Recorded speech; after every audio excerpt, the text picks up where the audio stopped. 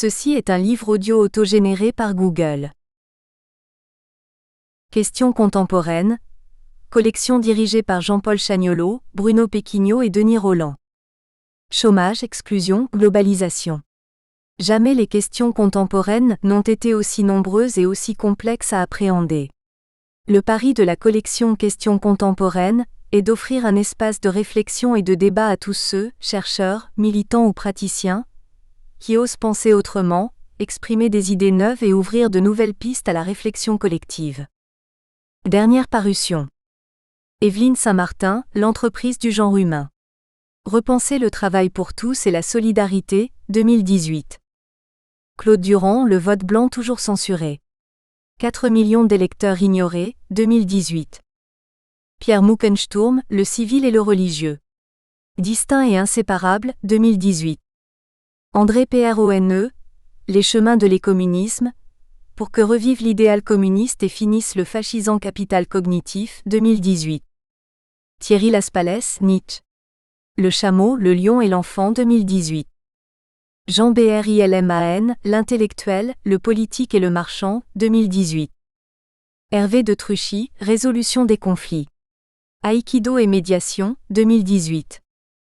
Stéphane Ehrlich, La République barbare, essai de psychopolitique, 2018. Bernard Pecker et Fabien Nadou, sous la dire de Dynamique territoriale et mutations économiques. Transition, intermédiation, innovation, 2018. Florian Guérin, Edna Hernandez et Alain Montandon dire Cohabiter les nuits urbaines des significations de l'ombre aux régulations de l'investissement ordinaire des nuits, 2018. Cédric Stoltz, Des animaux sur la Terre, nouvelle édition 2018. Robert Bibot, La démocratie aux États-Unis, les mascarades électorales, 2018. Nathan Rulens, Wendy Brown, Démocratie et identité face au néolibéralisme, 2018. Karine Bechetgolovko, Russie, la tentation néolibérale, 2018. Rodolphe Solbiac dire Penser et repenser le postcolonial dans le monde atlantique, 2018. Abdelbaki Belf Akaïh, Bruno Péquignot dire Professionnalisation des métiers des arts de la culture et des médias suivi de art, ville, image, 2018. Pauline Almeras, Le sport au service du développement et de la paix. Réflexion sur la centralité des Nations Unies, 2018. Remerciements. Merci aux nombreux universitaires de l'Europe byzantine avec lesquels je suis en contact, depuis longtemps déjà, dans le cadre d'échanges toujours très enrichissants qui ne sont pas étrangers aux idées qui sont exposées ici. Merci aussi à mes amis Nicole Attia, Claude Berthomieux, André Boyer, Antoine Brunet, Laurent Estaki, Alain Garrigou, Éric Guichard, Jean-Pierre Mockers, Claude Mouchot, Xavier Richet, Alain Saglio et plus particulièrement Olivier Everard de Velp et Paul Comte. Introduction. Au moment de la chute de Constantinople, en 1453, que reste-t-il de l'Europe byzantine, cette partie du continent marquée par l'orthodoxie ? La Russie qui est en train de se constituer. Un demi-siècle plus tard, le moine Philoté écrit dans une lettre adressée en 1508 à Vassili III, grand prince de Moscovie, 2 Roms sont tombés, mais la 3e demeure et il n'y en aura pas de 4e. L'émergence de la Russie, puis de l'Empire russe, s'étale sur une longue période allant jusqu'à la fin du XVIIIe siècle. À la mort de Catherine II, la Russie est une grande puissance qui constitue l'élément essentiel de l'héritage byzantin de l'Europe. Dès lors, les Balkans qui font aussi partie de cet héritage, pourront se libérer progressivement de l'emprise d'un empire ottoman de plus en plus faible au cours du XIXe siècle et au début du XXe siècle. La présente réflexion sur l'émergence de la Russie et de son empire procède d'une interrogation qui concerne l'Europe byzantine et ses rapports avec le reste de l'Europe, ici entendu comme l'espace du continent eurasiatique occupé par l'ensemble des peuples ayant le triple héritage grec, latin et chrétien. Les façons de penser et d'agir en Europe ont en effet été fortement influencées par les cultures grecques et latines ainsi que par le christianisme, même si, ici ou là, la religion pratiquée majoritairement est l'islam, comme dans certaines régions des Balkans. Cet espace européen ne coïncide nullement avec l'espace qui fut celui de l'Empire romain, même si celui-ci, lorsqu'il se divisa avant de disparaître, donna naissance à la grande séparation de ce qui allait devenir l'Europe. une division religieuse avec deux pôles, Rome et Byzance-Constantinople, l'Occident et l'Orient. La prise en compte de cette division de l'Europe ne signifie pas qu'il faille considérer celle-ci comme un obstacle insurmontable à toute forme d'unification, mais tout simplement, qu'il est important de reconnaître les différences entre les peuples et les identités de ceux-ci. Cela signale aussi l'importance du temps long et de la nécessité d'une approche globale, historique, économique, géographique, anthropologique, etc., dans toute analyse géopolitique, une approche qui procéderait d'un holisme à la Bourdieu qui ignore étanchéité des diverses disciplines, et pour laquelle les comportements individuels sont considérés d'emblée comme des phénomènes sociaux. Le lecteur comprendra donc que le côté événementiel de certains développements procède non pas de l'anecdote, et de ce qui serait un niveau purement individuel et sans intérêt, mais bien d'une explication concernant le global. La généalogie de cette division très ancienne de l'Europe signale l'importance du facteur religieux. Cette division persiste, même si les pratiques religieuses ont notablement diminué, parfois même quasiment disparu. Ces pratiques passées ont contribué à façonner les inconscients collectifs des peuples. Les caractères de la foi et des pratiques religieuses, les conditions de vie et de travail dans les monastères, ont eu des implications importantes sur les rapports de pouvoir, comme le montre l'histoire des relations entre la Russie et la Pologne par exemple. Staline, dont la finesse d'analyse n'était peut-être pas le point fort, se trompait lourdement lorsqu'il faisait mine de questionner « Le pape, combien de divisions ?»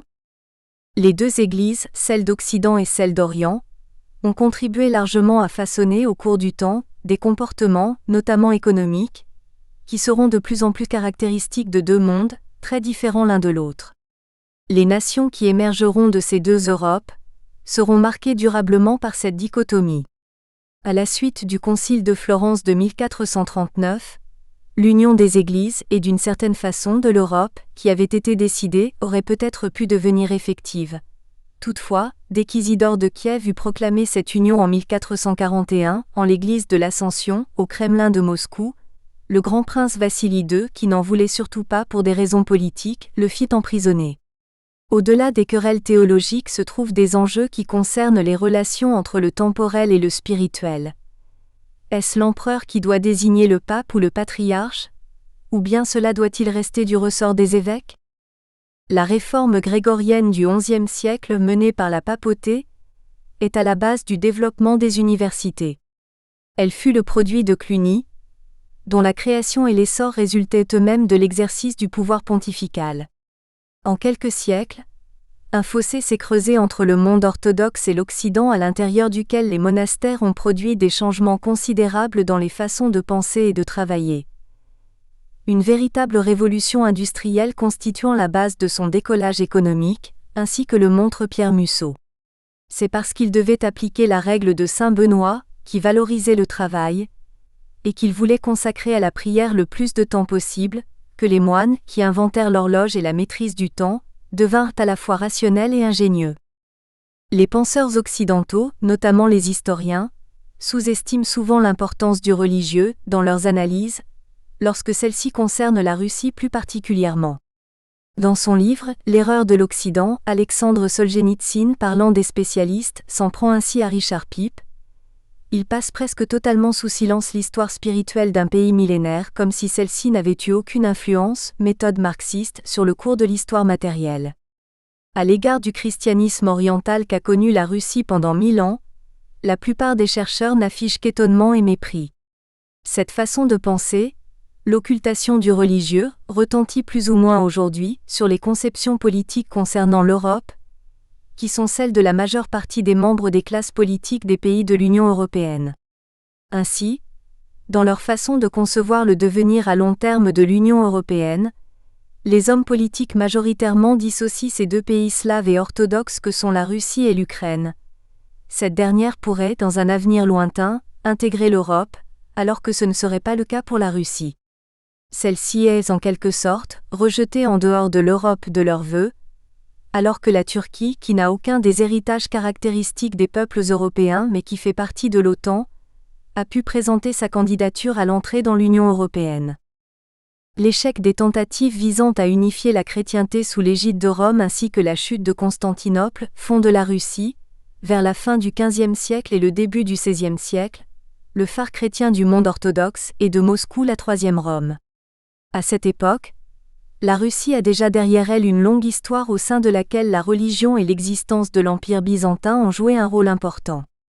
L'irruption des Mongols et des Turco-Mongols dans les steppes va conduire à une profonde restructuration de tout le monde russe. La décomposition de la Rousse de Kiev et l'émergence de la principauté de Moscou qui prendra une place de plus en plus importante au cours du temps. Dans les relations complexes qui s'établissent avec les Turco-Mongols, la religion tient aussi, on le verra, une place importante. Avant même la chute de Constantinople, l'Église russe était devenue autocéphale, du fait de la désignation de son métropolite à Moscou et non plus à Constantinople, une décision résultant formellement de la réunion de quelques évêques mais qui, dans les faits, était celle du grand prince de la Moscovie. Pendant une très longue période, celui-ci, devenu tsar, aura un statut quasi divin autorisant l'exercice d'un pouvoir particulièrement absolu. Tous les hommes, y compris les boyars et les membres du clergé, sont alors des kolops, esclaves du tsar. Cela était très exactement à l'opposé de la doctrine des papes qui entendaient soumettre l'empereur à l'autorité du spirituel. Le temps des troubles, au tout début du XVIIe siècle, est une période embrouillée qui prend fin en 1613, l'année du début de la dynastie des Romanov. C'est aussi celle des tsars imposteurs, un phénomène qui illustre les effets de friction entre le monde catholique de la Pologne-Lituanie et celui orthodoxe de la Russie, avec à l'intérieur même de la terre russe, dans le sud, le rôle singulier joué par les Cosaques. Ces derniers, des hommes libres mi-sédentarisés et à moitié soldats, en qui les paysans en fuite plaçaient beaucoup d'espoir, souvent déçus, oscilleront dans leurs alliances entre la Pologne et la Russie. La situation des paysans constitue un élément majeur de différence entre la Russie et l'Europe occidentale qui infirme totalement la vision qui était celle d'Oswald Spengler dans Le déclin de l'Occident. Selon cet auteur, la civilisation irait dans le sens de l'ouest vers l'est, chaque peuple empruntant le même chemin avec un retard plus ou moins grand par rapport aux précurseurs que seraient l'Angleterre et la France. Or, l'itinéraire de la Russie est spécifique. Alors qu'à l'ouest, l'histoire rurale est celle d'un affranchissement progressif des paysans, en Russie au contraire il s'agit d'une marche à l'esclavage pur et simple.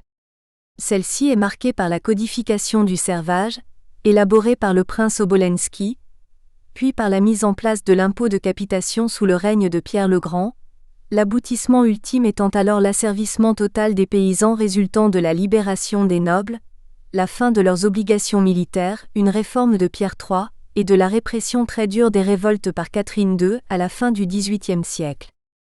L'Empire russe se constituera par une vaste expansion territoriale, à l'ouest, à l'est et au sud. Celle-ci est d'abord bloquée, à l'ouest, par les chevaliers teutoniques et la Prusse, par la Suède, et surtout par la rivalité avec la Pologne-Lituanie, très vive jusqu'à la fin du XVIIe siècle et qui s'estompera par la suite, l'organisation politique de la Pologne affaiblissant considérablement la puissance de ce pays. Ce pays occupe une place très singulière en Europe. Il est géographiquement au carrefour des principales religions chrétiennes alors même qu'il y a des correspondances entre celles-ci et les modalités des pouvoirs politiques. On trouve, à l'est, l'orthodoxie de la Russie avec son tsar autocrate. Il y a, au nord et à l'ouest, les teutoniques et les prussiens, porteurs de méthodes autoritaires et militaires, partisans du primat de l'autorité de l'empereur sur le pape et qui deviendront ensuite des adeptes de la réforme luthérienne. Enfin, le catholicisme de la Pologne-Lituanie exercera sur la Grande Russie une influence plus importante que ce qui est généralement admis, par l'intermédiaire de la Petite Russie, l'Ukraine notamment.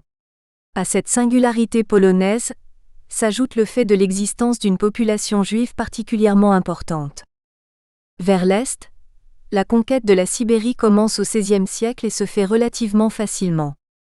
Dans cette affaire, un rôle essentiel est joué par les Stroganov, de riches marchands et entrepreneurs. Ils embauchent des Cosaques dans le but de protéger leurs intérêts sur le versant occidental des monts Oural des incursions de pillards venus de l'Est.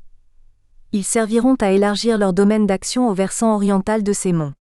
Par la suite, le relais sera pris par des expéditions militaires organisées par les tsars, jusqu'au traité de Nertchinsk qui fixera la frontière entre la Russie et la Chine, les monts Stanovoï. Un traité par ailleurs étonnant, l'influence du Vatican se faisant sentir au niveau de chacun des deux contractants. Au XVIIIe siècle, l'Empire russe prend forme pour l'essentiel. Les acquisitions territoriales réalisées au cours de ce siècle permettent à la Russie d'avoir enfin, pour son territoire européen, des accès maritimes autrement plus commodes que ceux de l'océan glacial arctique. Avec la Grande Guerre du Nord, de 1700 à 1721, et la création de Saint-Pétersbourg, Pierre le Grand ouvre une fenêtre sur la mer Baltique, affirmant par là sa volonté de faire de la Russie une puissance à la fois européenne, maritime et commerciale. Il aurait bien voulu, et il s'y employa, réaliser son rêve de prendre pied, au sud, sur la mer Noire. La puissance de l'Empire ottoman ne le permit pas alors.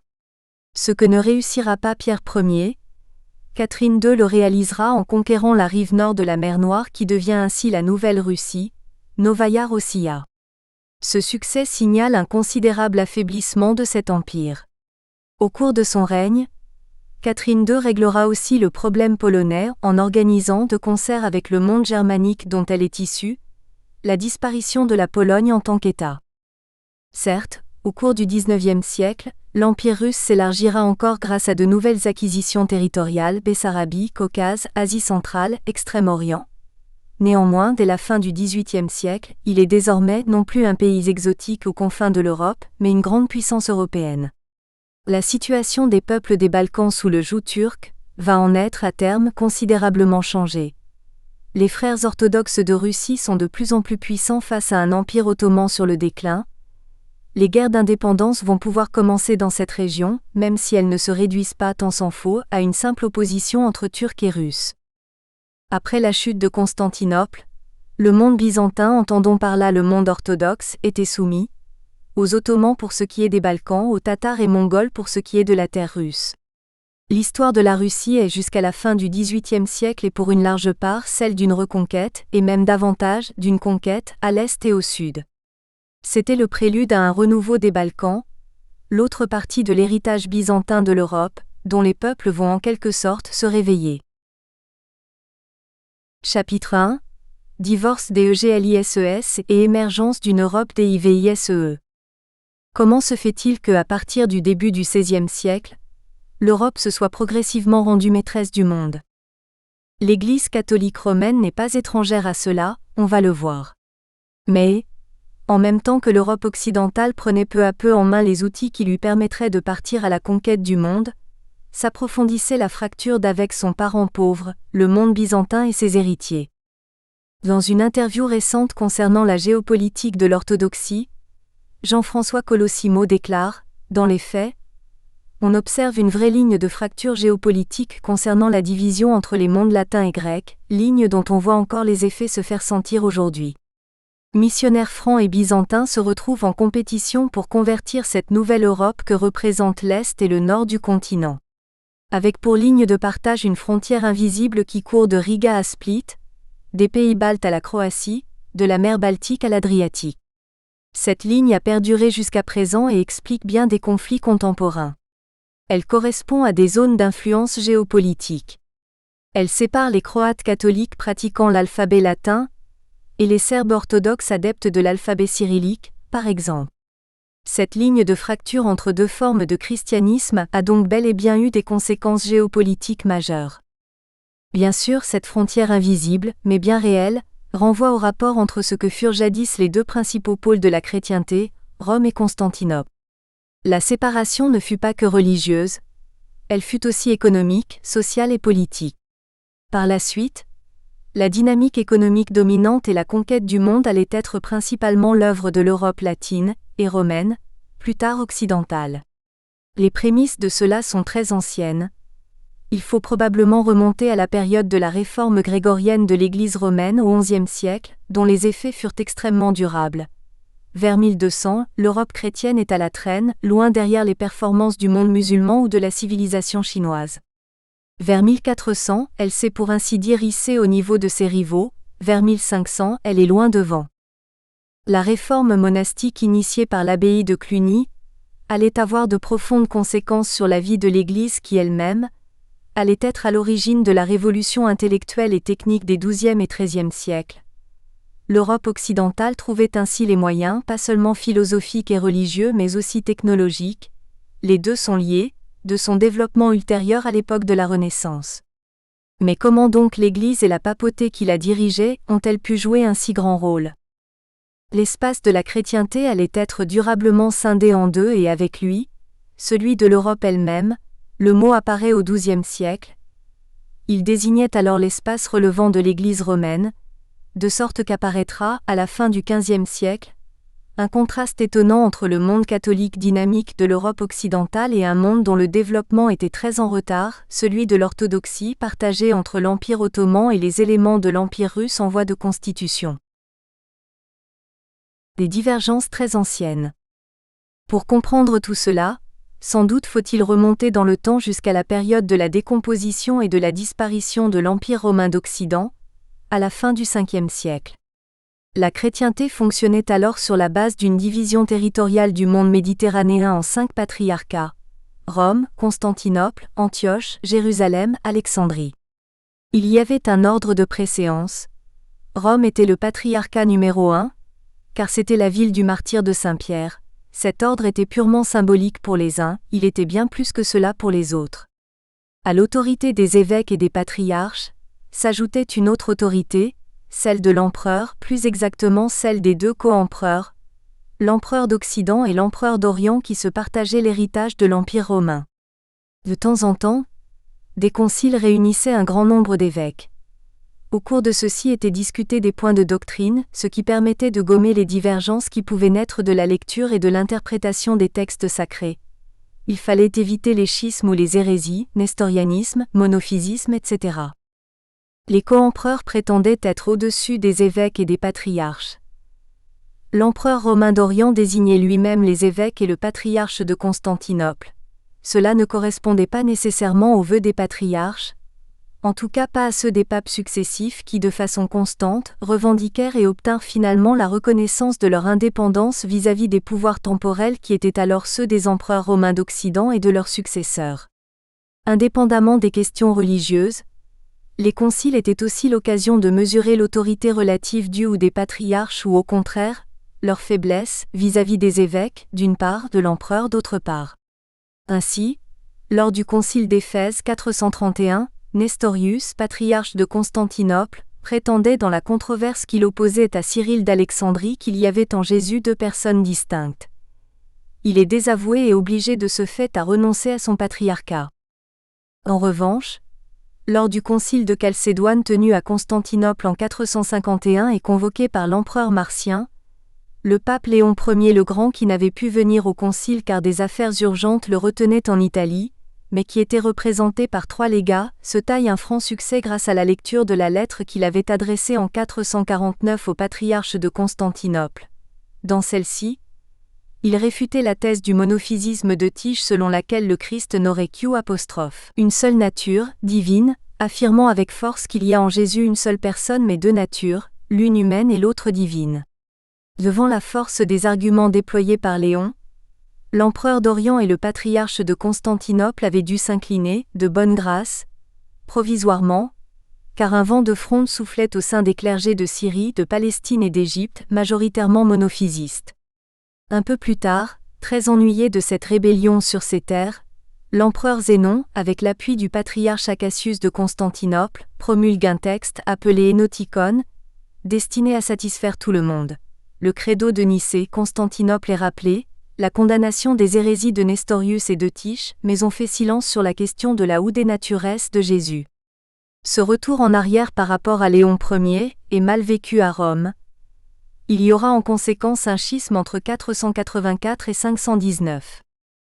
La grande question qui va alimenter par la suite les débats entre l'Orient et l'Occident sera celle dite du Filioque relative à la Sainte Trinité.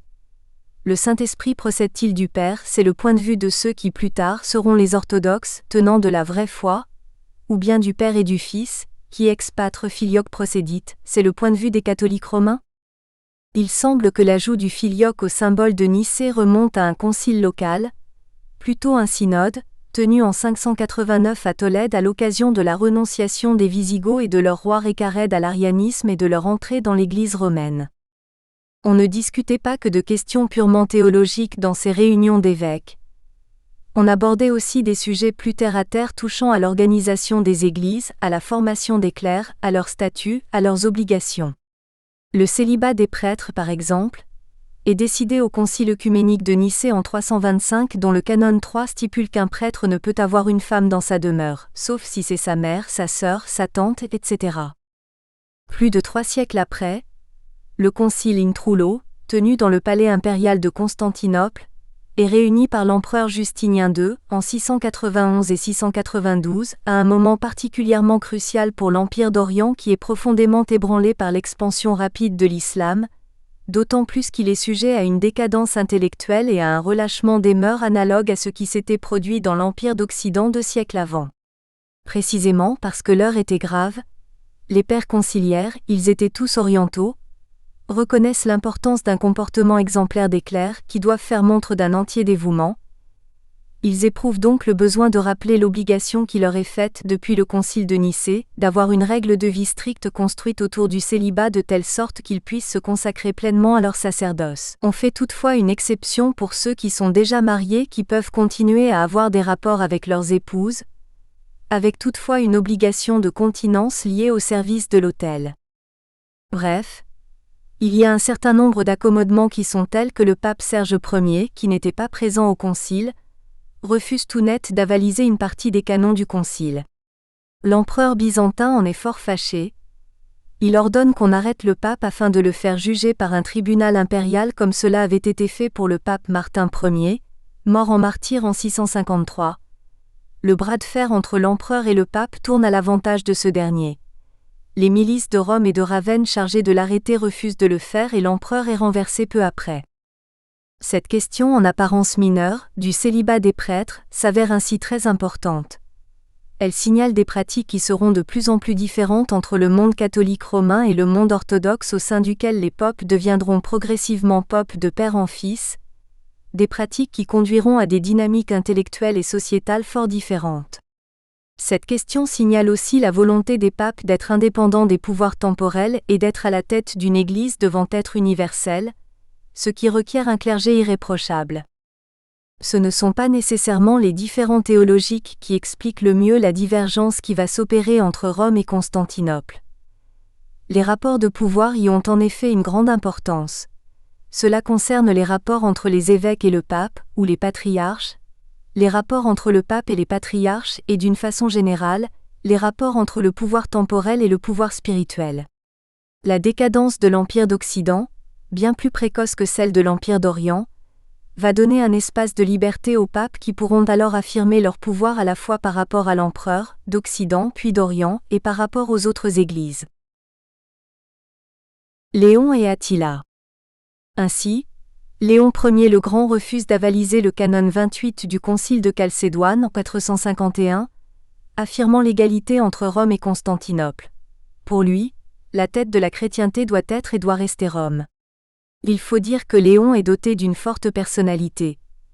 Dès son élection comme pape par le peuple romain, alors même qu'il se trouve en Gaule, il se préoccupe de faire reconnaître sa prééminence par l'empereur Valentinien III. Celui-ci la reconnaît en 445, ce qui lui confère ainsi un grand prestige et lui permet d'élargir son audience, d'augmenter le nombre des évêques qui reconnaissent son autorité en Gaule, en Espagne, en Afrique du Nord et même dans les Balkans aux portes de l'Empire byzantin. Léon va donner la pleine mesure de son talent et de la profondeur de sa vision géopolitique, pourrait-on dire, face à Attila, avec lequel il avait déjà eu l'occasion d'avoir des contacts, lorsque celui-ci envahit la Gaule en 451, l'année du Concile de Chalcédoine, et l'Italie du Nord en 452. À cette époque-là, le système impérial d'Occident est complètement vermoulu. Honoria, la sœur de l'empereur Valentinien III, à la suite de sombres intrigues, est exilée sur ordre de son frère à la cour de Constantinople, en 450.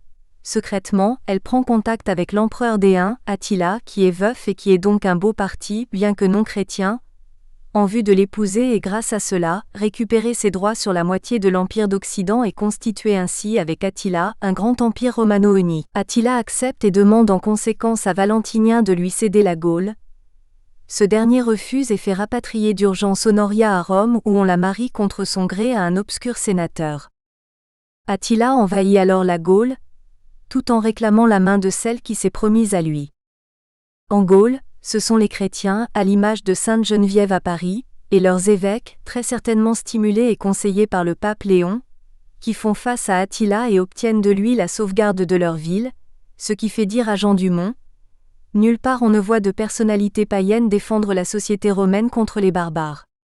Partout cette défense est assurée par les évêques qui seront ainsi les derniers représentants authentiques de la Romanitas, de Saint-Aignan à Orléans, à Saint-Loup à Troyes, à Saint-Sidoine Apollinaire en Auvergne, au pape Léon à Rome. Face aux évêques qui ont le courage de venir à lui pour que soient épargnées les populations, le fléau de Dieu n'est pas l'exterminateur auquel on s'attendait. Contrairement à la légende, Attila a une vision géopolitique de long terme. Il épargne Paris, Orléans et Troyes. Il veut constituer un vaste empire et il a compris, lui qui est déiste, que les chrétiens peuvent jouer un rôle de premier plan dans la construction de cet empire. Après une bataille indécise, probablement une défaite, la bataille des champs cataloniques entre Troyes et Châlons, Attila rentre en Hongrie pour revenir un an plus tard, en Italie cette fois-ci, à la poursuite de son rêve géopolitique. Le pape Léon avait compris qu'Attila avait un projet, qu'il n'était donc pas une brute épaisse avec laquelle tout dialogue était impossible. Cela semble être largement reconnu aujourd'hui par les historiens. Comme le remarque Marcel Brion, à quelque nation qu'ils appartiennent, les hommes d'État ne peuvent plus nier aujourd'hui que le plan de ce roi, un des plus grands que le monde ait connu, était l'unité européenne. Ce plan s'était imposé à son génie, quand il avait vu accourir vers lui les princes germains et les représentants des paysans gaulois, des Ibères et des Bretons, des Scandinaves et des Grecs. Tous ceux qui ne voulaient pas voir une anarchie détestable s'installer dans les ruines de Rome. Attila est à Mantoue, il sera bientôt à Rome et à Rome c'est la panique. On ne sait plus à quel saint se vouer, l'empereur est inexistant. Dans cet empire en voie de décomposition rapide, il n'y a qu'un élément solide, le pape. Léon part à la rencontre d'Attila, qui le reçoit avec cordialité semble-t-il, une scène immortalisée par le célébrissime tableau de Raphaël. Les deux hommes se parlent longuement en latin. La conversation se poursuit le lendemain et sans doute évoquent-ils leurs projets respectifs. Un grand empire romano-eunique pour l'un, le développement et l'unification de la chrétienté pour l'autre. Les projets sont compatibles car Attila, non seulement n'a pas d'hostilité particulière envers les chrétiens mais de plus, a compris que leur foi pouvait constituer le ciment spirituel que nécessite la construction de cet empire. Il n'est donc plus nécessaire de marcher sur Rome. Attila retourne en Hongrie qui est maintenant sous la menace militaire du nouvel empereur d'Orient, Marcien. Grâce à Léon Ier, à son intelligence et à ses qualités humaines selon les uns, à la rançon qu'il aurait apportée selon d'autres, Rome est sauvée, provisoirement car en 455, les Vandales venus de Carthage mettront la ville à sac. La conversion de l'Europe et les relations avec Constantinople. Ce n'est pas la fin de l'Empire d'Occident mais presque. Cette fin arrive en 476, lorsque le dernier empereur d'Occident est déposé. Plus tard, en 568, les Lombards envahissent l'Italie et chassent les Byzantins de certaines régions. Cela provoque alors une migration de réfugiés issus des villes de ces régions, Padoue, Vérone, Vicence, etc., qui s'établissent sur le littoral et sur les îlots de l'actuelle Venise, sous la protection de l'exarcat de Ravenne. Ce sera là le début du fabuleux destin de Venise, une ville qu'il est difficile de conquérir à cause de l'eau et qui bâtira sa fortune grâce à l'eau et aussi grâce à la protection de l'Empire byzantin. Une ville qui, du fait de son extraterritorialité, sera indépendante et bâtira sa fortune sur le commerce lointain avec la Méditerranée, la mer Noire et l'Europe du Nord accessible par le col du Brenner. Et cela, à un point tel que l'histoire de son développement sera en grande partie et pendant des siècles l'histoire du capitalisme naissant. La fin de l'Empire romain d'Occident ne sera pas, loin s'en faut, la fin de l'Église de Rome. Alors même qu'il n'y a plus d'Empire d'Occident, mais toutefois encore une présence de l'Empire d'Orient en Italie, la papauté enregistre des succès considérables.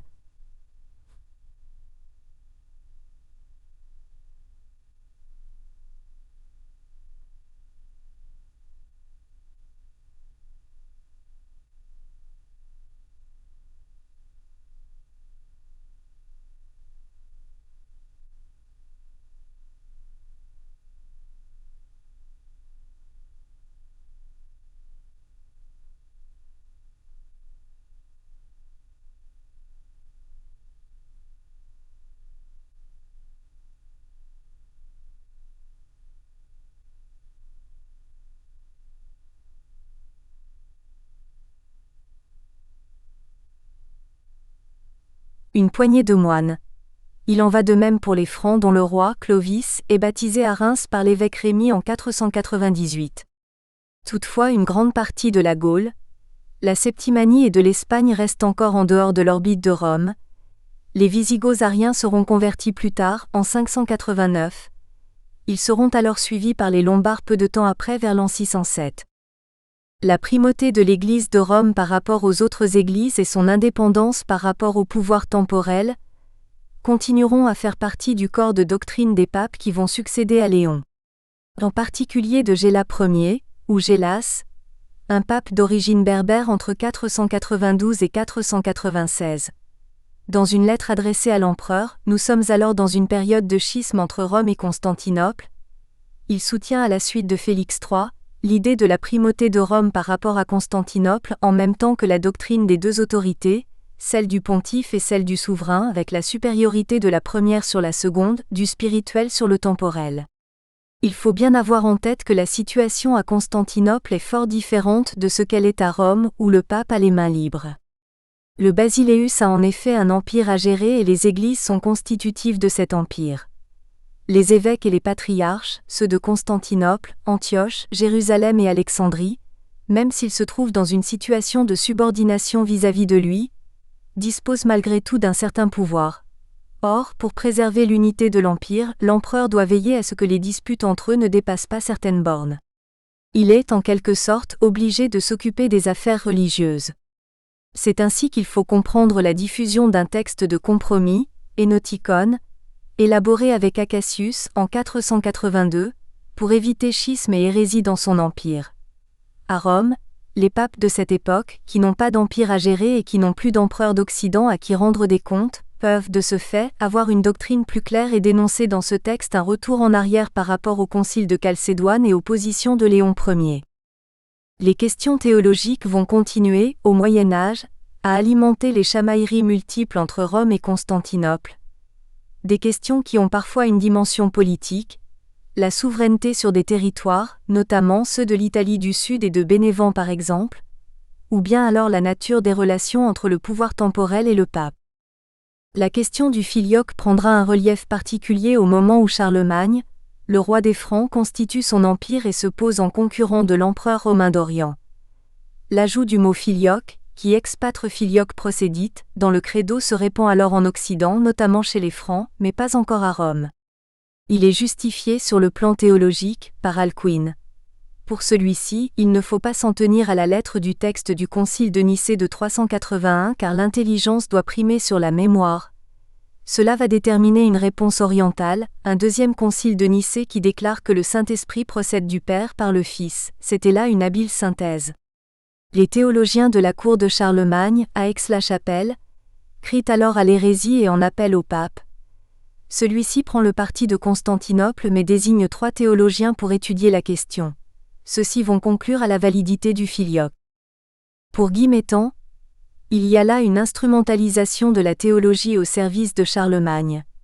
Il s'agissait d'une part d'unifier l'Empire autour d'un nouveau rituel et d'une nouvelle liturgie en obligeant les papes à coopérer. Mais le but était également de saper toute influence byzantine en Italie et en Europe occidentale. À l'appui de sa thèse, il cite Robert Géis. L'Église romaine a pu accéder à son statut de guide à l'échelle du monde entier. En résumé, l'affirmation de l'universalité de l'Église romaine et la primauté de Rome sur les autres sièges épiscopaux devint tout naturellement la pierre angulaire de la politique franque, sous l'autorité d'un roi qui assumait lui-même le rôle de ministre des Affaires religieuses et dont la politique était conçue par un ministre des Affaires étrangères qui avait la haute main sur la liturgie du royaume, en l'occurrence, Alcuin lui-même. La concurrence impériale, à partir de Charlemagne qui se définit comme le nouvel empereur d'Occident, Aix-la-Chapelle ou Paderborn est une troisième Rome, fut sur le point de se transformer en une complémentarité avec Constantinople, une réunification de l'Empire romain, sous la forme d'une union dynastique projetée en l'an 801 entre Charlemagne et l'impératrice Irène avec la bénédiction du pape Léon III qui voyait là un moyen d'unifier solidement la chrétienté sous son autorité. Affaire ne se fit pas par suite de l'hostilité de l'aristocratie byzantine qui, par un coup d'État, déposa Irène en 802. La concurrence entre le patriarche de Constantinople et le pape se poursuivit donc, notamment pour l'évangélisation des territoires situés à l'est, aux marches de l'Empire d'Occident, ainsi que le remarque Jean-François Colosimo.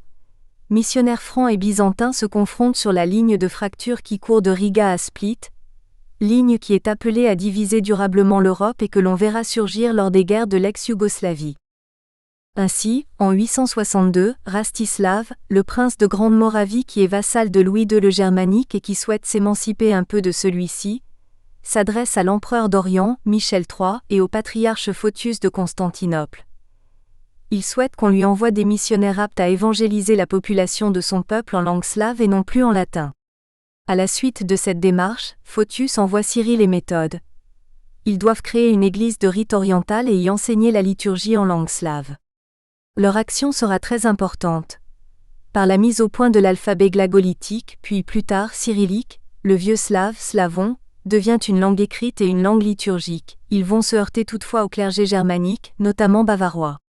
Ils auront néanmoins l'appui du pape Adrien II qui accepte que le slave devienne une langue liturgique et qui, lors de leur voyage à Rome de 867, fait Cyril, appelé aussi Constantin, évêque ainsi que Méthode et Clément d'Oride prêtre. En 869, Cyril meurt à Rome où se déroule un concile avec la participation des Byzantins, au cours duquel Photius, qui avait excommunié le pape en 867, sera condamné. Adrien II nomme Méthode archevêque de Sirmium, en Pannonie, et missionnaire pour les Slaves. Ce dernier entre à nouveau en conflit avec les évêques allemands et est emprisonné en 870. Il doit être libéré à l'intervention du pape Jean VIII. Avec la disparition de l'Empire de Grande Moravie, Slovaquie, Bohême, région de Cracovie, lac Balaton, on assiste alors à la revanche des évêques germaniques et à la disparition apparente de l'œuvre de Cyril et Méthode, une œuvre considérable qui va néanmoins se poursuivre plus à l'est et dans les Balkans. La rupture de 1054, considérée comme le début du grand schisme entre l'Église orthodoxe et l'Église romaine, désignée comme schismatique par les orthodoxes, ne constitue en fait qu'un épisode particulier dans ces relations agitées entre Rome et Constantinople. Elle signale toutefois une rupture importante dans le comportement de l'Église romaine. Celle-ci va en effet se réformer en profondeur. Peut-être est-ce là la vraie cause de cette rupture. La rupture de 1054 est la grande réforme du XIe siècle. Depuis l'élection en 1049 de l'évêque de Toul, Bruno d'Egisheim, comme pape, sous le nom de Léon IX, souffle un vent de réforme sur l'Église romaine afin de la débarrasser de ses turpitudes, la simonie, le nicolaïsme. Bruno s'entoure de... Nous espérons que vous avez apprécié cet aperçu. Pour continuer à écouter ce livre audio sur Google Play Livres, utilisez le lien dans la description de la vidéo.